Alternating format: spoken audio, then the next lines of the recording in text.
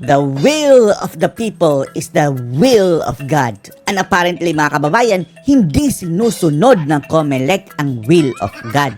Dahil ang will of the people mga kababayan yung mga kandidatong kanilang binoto ay isa-isa na pong pinapagurgur mga kababayan, pinapadisqualify ng George Garcia ito ng COMELEC mga kababayan. Una nang nabiktima ang Duterte Youth Party List mga kababayan, di ba? Sina Cardema.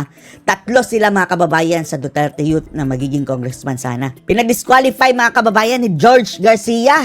At ang masama pa nito mga kababayan, ang napipintong papalit sa kanila ay yung mga makakaliwa. Yung Gabriela, mukhang Gabriela ata yun mga kababayan, yung aangat at papasok. Kukunin ang pwesto ng Duterte Youth Party List. Yung makakaliwang grupo. At ngayon naman mga kababayang mga animal na itong mga... Ay Diyos ko. Isang kabangagan na naman talaga mga kababayan Etong si Abante. Malinaw pa sa sikat ng araw mga kababayan ang pagkatalo ni Dila Abante. Biglang dineklarang winner mga kababayan ng COMELEC. Dahil nila yung kalaban daw ni Abante mga kababayan ay disqualified na naman. Bigla mga kababayan na disqualified pagkatapos nanalo. At mukha mga kababayan, babalik ang animal na ito sa susunod na Congress at maghahasik na naman sa susunod na TWADCOM.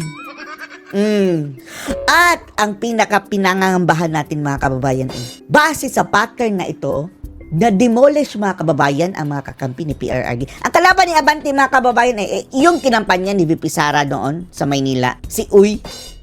Yung pinalabas ni Sara itong Dila mga kababayan, andun yung kalaban ni Abante. Si Uy ang inendorso ni VP Sara. Disqualify nila. At ang ating pinangangambahan mga kababayan, na ang kanilang ultimate target nito. Testing pa lang nito nila mga kababayan Duterte Youth, itong kina-Abante. Testing pa lang nito dahil ang kanilang ultimate target mga kababayan sa tingin ng ilan.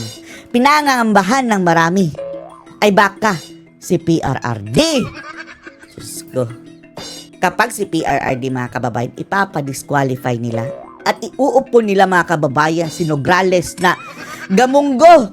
Dumilang sa kuko ang nakuhang boto mga kababayan. Walang kapatawaran ang gagawin nilang iyan mga kababayan kapag nagkataon. At hindi rin papayag siguro ang mga taga Davao City, Ginawa na nila mga kababayan Olats, pinanalo. Yung nanalong Duterte Youth Party List, pinatalo. Panoorin niyo po Anong mangyayari dito sa kaso ni Congressman Abante? Hindi ba proklama yung kalaban niya, talo siya? Na-proclaim na mga kababayan Ninanify, null and void daw mga kababayan yung proklamasyon. At eto ang kukuha ng kanyang pwesto mga kababayan. Kaya naman yung second division sabi hindi kansilado yung ng kalaban niya. Ano ibig sabihin nun? Mauupo bang congressman si Abante o hindi rin? Diyan na patungo. Grabe itong kagagawan ng mga galamay ni Marcos mga kababayan Abogado yan ni Marcos dati Election lawyer. Naupong COMELEC commissioner mga kababayan. Tama po kayo Sir Alvin. Una muna nagkaroon ng desisyon ng COMELEC Division kahapon lamang. Kinasuhan din pala yan sa Korte Suprema. Mayroong isinampang kaso laban sa kanya mga kababayan. Pakinggan nyo mamaya later on. Matutulad din ito kay Bautista siguro mga kababayan nung Latigo na nagtatago hanggang ngayon sa panahon ni Panot na sinasabing nandaya doon sa Smart Magic. Ito, mukhang harap ng parehong kaso mga kababayan. Inform din po tayo tungkol sa bagay na yan. Ang issue po Sir Alvin, As if naman hindi sila ang nasa likod. Na-inform din tayo sa bagay na yun. Ikaw ang head dyan. Natural kayo at trumabaho niyan. ay doon sa respondent ay issue ng tinatawag na citizenship at sinasabi po ng COMELEC Division. Paano si Tulfo? At in the first place mga kababayan, citizenship. Ngayon lang nagka-issue ng citizenship niyan? Sa tagal-tagal na niyan? At bakit pinayagan niyong tumakbo in the first place at hinayaan niyo pang manalo only to disqualify later on? Na mukhang hindi po Filipino citizen daw yung pong respondent. Paano hindi Pilipino? Pilipino ang ina. Although ang mga kababayan, tatay daw in chick, pero later on na naturalized bilang Filipino citizen. Ang ina, Filipino. Yan po, Sir Alvin, ay decision pa lamang ng division and therefore hindi po kagad ito pwedeng maipatupad. Ano pala ang requirement sa pagiging Pilipino kahit pa nga andun ka sa ibang bansa, mga kababayan? Kahit doon ka ipinanganak? Basta't ang iyong magulang, isa sa iyong magulang ay Filipino. Pilipino ka na. Yan, Pilipino ang ina. Paano? Dahil po subject pa yan sa tinatawag na motion for reconsideration kung sakali po na Grabe gagawin sila makapag-magic, mga kababayan. Ano? niya ng mismong hindi pinalad na kandidato. So, again, hindi pa po ito dapat at pwedeng maipatupad sa kasalukuyan. Pero Pilit talaga nila sinasalba itong si Abante para manghasik na naman doon sa Congress, mga kababayan, sa kanilang tuwadkom. Mas lalong hahaba ang sungay nito, promise, mga kababayan, kapag kapapasok ito sa sa Congress.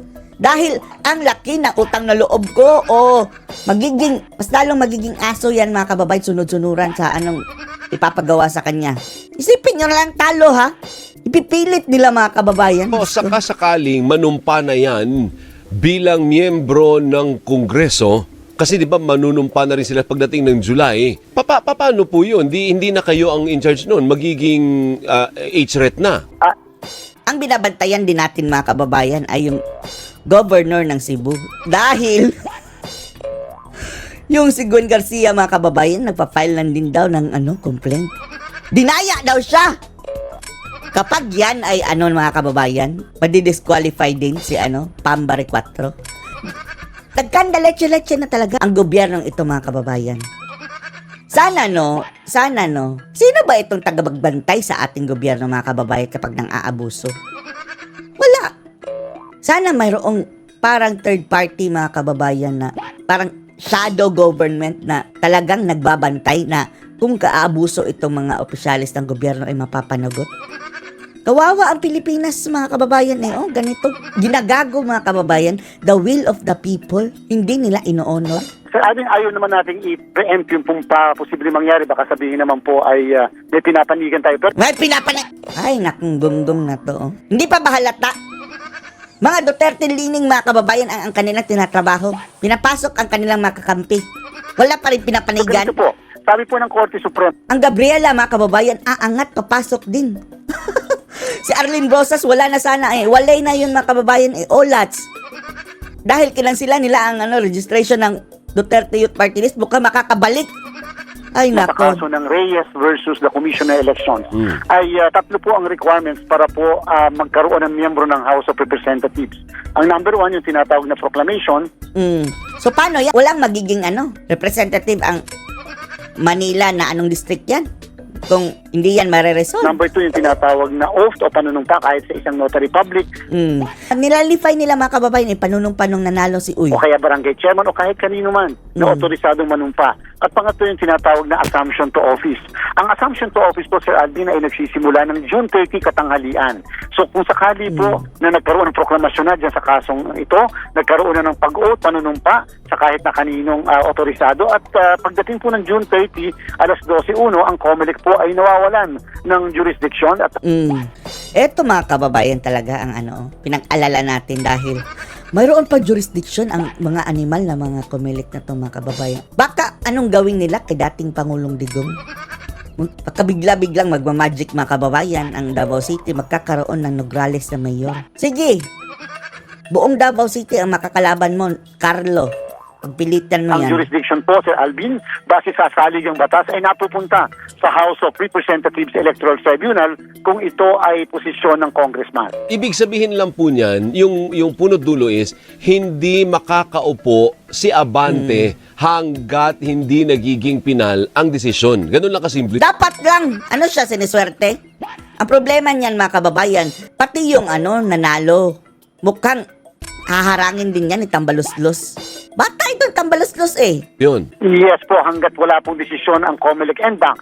Ang desisyon po ng COMELEC and Bank, Sir Alvin, ay nagiging pinal 5 araw pagkatapos itong mailabas, and therefore dyan po pwede namin maitupad yung aming desisyon. So 5 araw, June 25. Wala pang June 30, mga kababayan. Hawak pa rin nila ang bola. Diyos ko, sana hindi. Grabe itong Comelec. So ibig sabihin, may chance pang makaupo si Abante kung mag-decide yung Anbang bago mag-June 30. Maaari pong ganyan ang isa sa mga espekulasyon na pwede mabuo sa isip ng mga kababayan natin, lalo po doon sa distrito. Pero again, ayaw po natin magbigay muna ng final na statement patungkol sa bagay na yan. Hudas ng hudas mga kababayan. Kaya nga nakasuhan ito mga kababayan. Nung si Rex Picio. Kinasuhan ngayon sa Supreme Court mga kababayan yan si George Garcia. Ibig sabihin, as we speak, ang congressman At marami ang nagtataka mga kababayan, talaga bang talo ang Duterte? 3 lang talaga ang nanalo? Pumasok? Para kay Sara mga kababayan ay imposible. Dahil sa numero mga kababayan na kanyang nakita, base sa trend at sa statistics, panalo daw ang Duterte mga kababayan. Issue na naman yan sa Comelec. Sila ang may hawak dyan eh. elect ng distritong yan ng Maynila. At yung mga kababayan ha, yung dami ng overvotes sa senador. 18 million na overvotes mahigit mga kababayan. Yung yan? kalaban ni Abante. Yes po, tama po kayo dyan, Sir Okay. Alvin. Yan po Tama, ang tumpak at tunay. Sa ngayon po kasi wala pa nga po Pero posible din nga po, kakayanin ba ng Anbang na na-desisyonan yung kaso ni Abante bago mag-June 30 o malabo? Walang imposible dyan. Lahat pwede nilang gawin mga kababayan. Ngayon po, 19, depende po kung mag-a-avail yung pong... Kahit ka 5 minutes, fix lang kanilang decision dyan siguro mga kababayan eh. In the first place, bakit nila dinisqualify agad-agad? Pwede namang, sige hayaan na muna natin yan. Anyway, nanalo. And then, idaan sa tamang proseso mga kababayan. Isampa sa korte kung talagang hindi siya citizen sa Pilipinas. Galing sa Korte Suprema. Pero hayaan na muna siyang maglingkod mga kababayan na siya ang binoto ng tao. Etong mga taga-Comelec na to, sila ang nagdidesisyon mga kababayan kung sino ang maupo at hindi. Hindi na ang taong bayan. Kung ginawa lang nila ang kanilang trabaho right from the start mga kababayan ay hindi yan hantong sa ganyan. Kung nung tumakbo pa yan mga kababayan, hindi na lang nila tinanggap yung aplikasyon kung nakitaan nila ng anomalya. Tinanggap eh. Paano yung kay Erich Sylvester Tulfo na mayroon pa daw, anong sabi nun? Passport, birth certificate sa ibang bansa? So paano na yun? Kalaban po niya o yung pong respondent na tinatawag na motion for reconsideration at syempre... Anyway, base pala sa citizenship mga kababayan ng Tulfo, binasura ng Comelec. Kinatigan si Tulfo ng Comelec mga kababayan. Kakampi bagoong po yung motion Pilipinas. for reconsideration ay, Sir Alvin, 5 araw po yun. So, maaari po may mga pag-compute, makapag-estima na mga panahon. Ayaw po natin sabihin naman na binibigyan masyado ng atensyon ng isang kaso. Dahil marami pang kaso na Huwag niyong sabihin, kabilang sa pinagbibisihan niyo na kaso ay kay PRRD. Eto nangangamba tayo mga kababayan talaga. Sana mag-June 30 na. And therefore, baka sabihin maging bias naman ang Commission on Election. Teka muna, so yung kalaban niya, natuklasan, napatunayan ng second division na hindi Pilipino? Sila lang din siguro ang nag-speculate. Di ba pag nagfa-file ka ng candidacy mo, Bakit tinanggap in the first may place? patunay ka doon na Pilipino ka? Wala po. Pagka po nagpapile tayo ng Certificate of Candidacy, kung natatandaan niyo po yung Nasaan ang birth certificate? dyan sa Bamban, Tarlac, na naging issue. Pag nagpapile po kasi tayo, lahat ng nagpapile ng candidacy ay presumed na Filipino citizen. Sabi nga po namin, hindi naman po kami pwede magharap. Kayo, Sir Alvin, tayo pong mga nakikinig at nanonood, nung ipinanganak po ba tayo, tapos kung saan-saan tayo pumupunta ang ahensyang pamahalaan, o kahit nag-enroll tayo, hindi naman po tayo hinahanapan ng kahit na anong ebidensya. Paano birth certificate? Kung registered ka dyan sa sa PSA, di ba? Huwag niyo sabihin walang birth certificate na dyan. Requirement. Na tayo Filipino citizen. Presume po tayo na Filipino citizen tayo. So, anong citizenship niya? Chinese? Mayroon siyang Chinese passport? Nasa balita mga kababayan, Pilipino ang kanyang nanay. Ang minsan pinapakita lang natin na birth certificate. Pag nag-file po tayo ng certificates of candidacy, wala pong birth certificate na Oo nga, kayo pala ang may kasalanan. hinihingi. Kasi nga po, ang duty ng COMELEC, sabi ng kaso ng isang kaso, Siya ang head ng Comelec mga kababayan. Pwede nilang yan, ipa-require. Para hindi magkandaletse-letse. ng Korte Suprema ay ministerial duty. Wala po kaming kapangyarihan na hindi tumanggap dahil ang singkit, dahil maputi, dahil medyo kasing-itim po ang kulay ng mismong kumakandidato. So no choice kami but to accept, pero pwedeng questionin yung pagkandidato niya later on sa Commission on Election. Yan ang loophole dyan. Kayo din ang may kasalanan. Pero sa tingin natin mga kababayan talagang pinilit na talaga na ma-disqualify dahil gustong ipasok si Abante. So kung tutusin pala, Chairman, talagang tama kahit yung alien o yung hindi Pilipino, theoretically pwede talaga, kahit practically pwede talagang tumakbo sa any elective position kasi pwede naman pikiin yung ID niya or pikiin yung isasubmit niyang Bakit kasi hindi nire-require ng birth certificate? dokumento di ba? Oh. Siyempre, halimbawa, katulad po, halimbawa, Pero totoo nga ba, mga kababayan? Sino itong Comelec para pagsabi na hindi siya Filipino citizen? Dapat talagang korte, mga kababayan, ang magsabi na hindi siya Filipino citizen. At kung hindi siya Filipino citizen, dapat ma-deport. pasensya na kung gagamitin ko yung pangalan si Justin Brownie. Biglang nag-file ng kanyang Certificate of Candidacy. So therefore, nagpunta siya bilang tumakbo siyang mayor ng isang bayan. Opo. Tatanggapin namin ang COC niya kahit maaaring alam namin mukhang foreigner ito. Pero siyempre, pag may nag-question ng kanyang Certificate of Candidacy, pagpapatunay siya ngayon na siya nagawaran na ng naturalization ng ating pong pamahalaan and therefore, naging Filipino citizen na siya.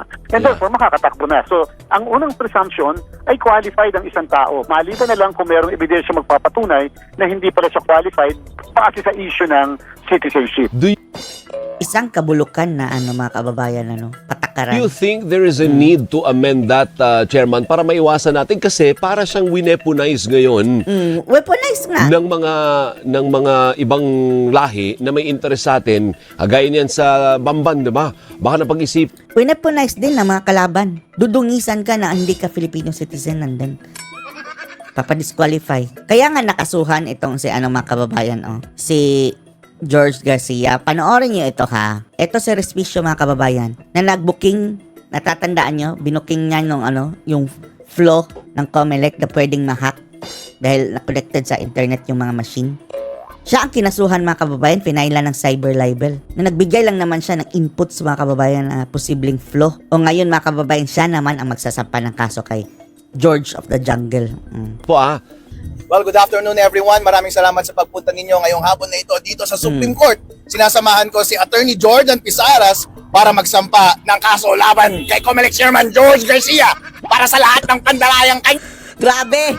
Hyper na hyper siya, mga kababayan. Hayaan na natin dahil ginigipit siya, mga kababayan Ikaw ba naman ang kasuhan na nag-expose ka lang ng posibleng flow na magagamit sa dayaan?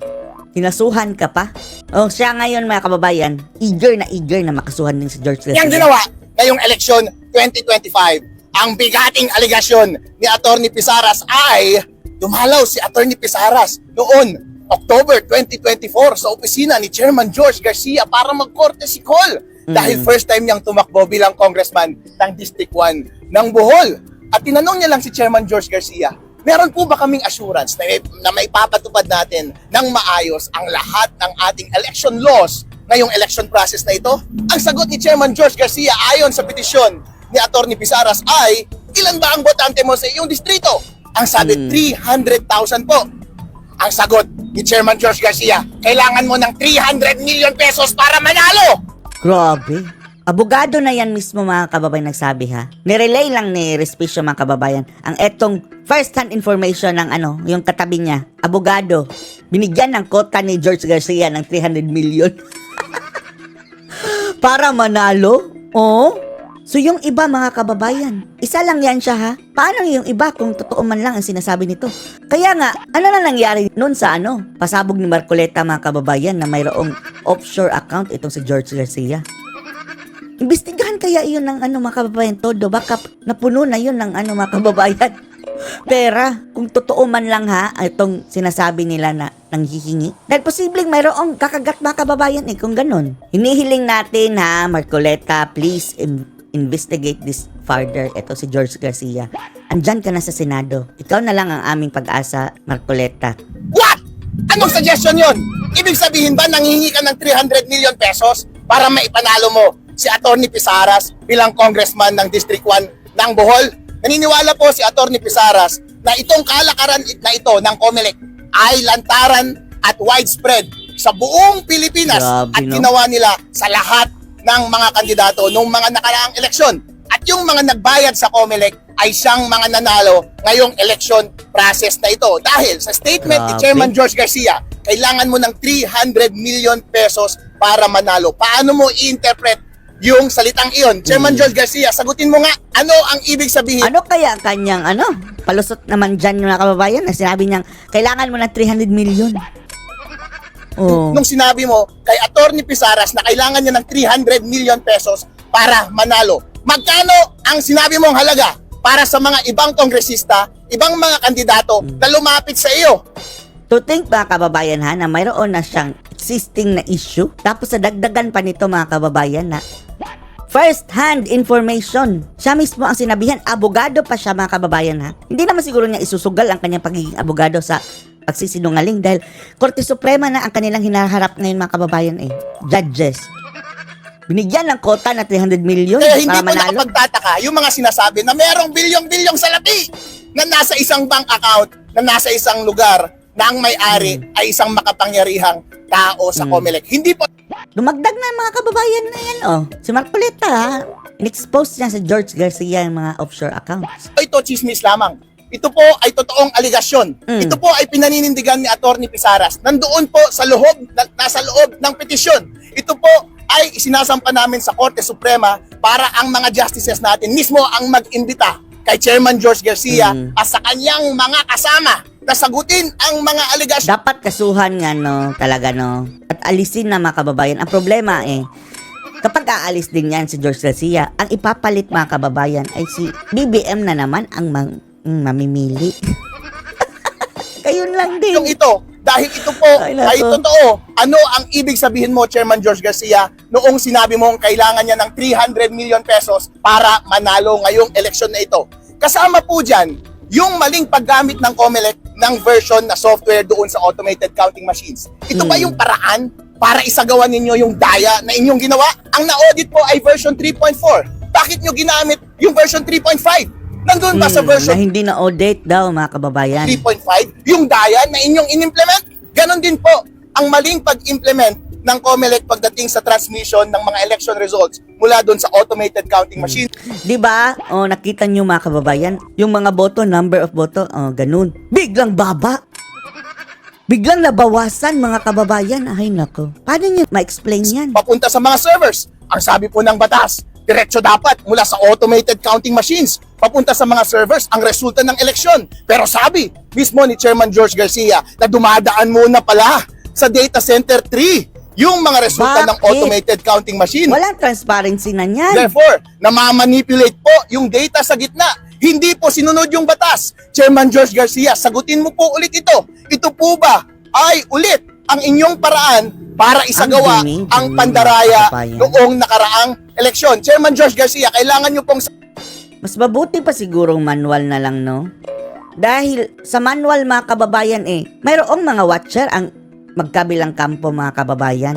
Mayroong pagbabantay. O hybrid na lang. Bago i-transmit mga kababayan, yung doon sa server, bibilangin pa muna, itatali ng manual mga kababayan ng na shade natin. Mayroon pa rin automated pero 'di ba mayroon na yung resibo. Yung mga resibo itatali yan yung mga binoto nila manually para mayroong counter checking. sagutin lahat ng ito dahil lahat pong aligasyon na ito ay seryoso po.